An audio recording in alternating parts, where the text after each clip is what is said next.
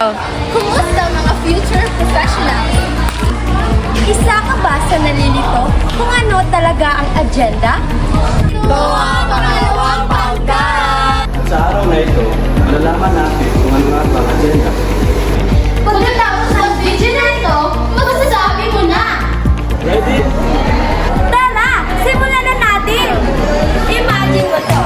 May meeting kayo ng class officers, tapos pagdating mo, lahat nagsasalita.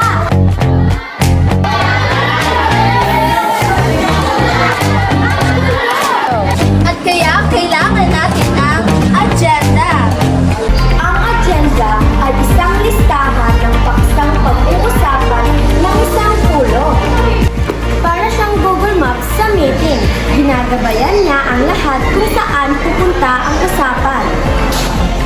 Pero bakit nga ba importante ang agenda? Simple lang. May direksyon ng meeting, hindi nalilinis ang topic, hindi nasasayang ang oras, may mga prioridad, at mabilis matapos ang tulog. Kaya tandaan, no agenda, no draft. Ito naman ay ating alamin ang laman ng isang agenda. Madali lang tandaan ang mga bagay na iyan. Petsa, oras, lugar, layunin, at kasali na rin rito ang paksa. At kasama na rin rito ang mga taong responsable. At time allotment. Kapag kumpleto ang anim na yan, at handa na ang meeting. Pero teka lang, Bakit? hindi porket may agenda, okay na agad.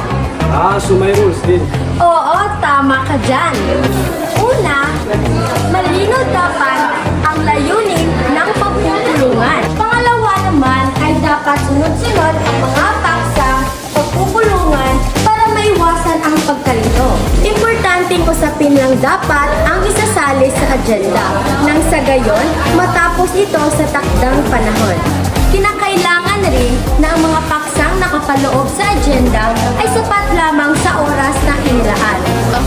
At gumamit ng mga malinaw at formal na salita. At gumawa ng agenda, tanungin mo muna ang sarili mo. Ano ang layunin? Sino ang mga dumadalo? May dapat pang alisin. Ay pinigay na ba ang agenda? Ano ang pinaka-importante pag-uusapan? Kapag oo ang sagot mo,